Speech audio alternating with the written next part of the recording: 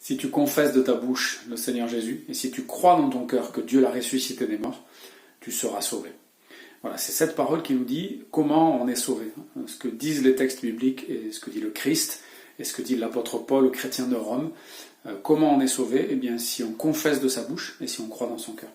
Donc il y a des gens qui disent qu'ils sont croyants, mais pour être sauvé, il ne faut pas juste croire que Dieu existe, il faut croire que Jésus est ressuscité des morts. Donc il est mort pour nous, il est ressuscité, il est vraiment ressuscité. C'est pas une façon de parler, c'est une résurrection physique, c'est un miracle. Et puis il faut confesser le Seigneur Jésus. Confesser de sa bouche, ça veut dire en parler et dire qu'on croit qu'il est le Seigneur, le Sauveur et notre Maître. Donc vous comprenez qu'il y a beaucoup de gens qui disent qu'ils croient en Dieu. La Bible dit que les démons aussi croient en Dieu et ils ne sont pas sauvés pour autant, ils tremblent. Hein. Donc voilà, on est sauvé parce qu'on confesse de sa bouche. Il y a le fait de parler, et puis toute notre vie aussi peut confesser, dire notre foi. Mais il faut des mots.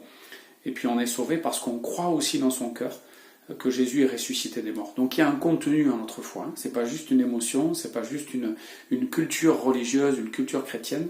C'est vraiment une confession de foi, comme quand l'apôtre Pierre va dire « Tu es le Seigneur, tu es le Messie, hein, tu es le Fils de Dieu ». Et Jésus va lui dire « C'est sur cette pierre que je vais bâtir mon église, sur cette confession de foi ».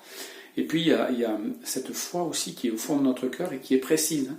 Croire qu'il s'est passé vraiment des choses. Croire, c'est croire tout ce que Dieu a dit, et croire que tout ce qu'il a dit et que tout ce qu'il a fait est vrai. Voilà. Si tu confesses de ta bouche, si tu crois dans ton cœur, et ça concerne Jésus, qui est le Seigneur, et qui est ressuscité des morts. Tu seras sauvé.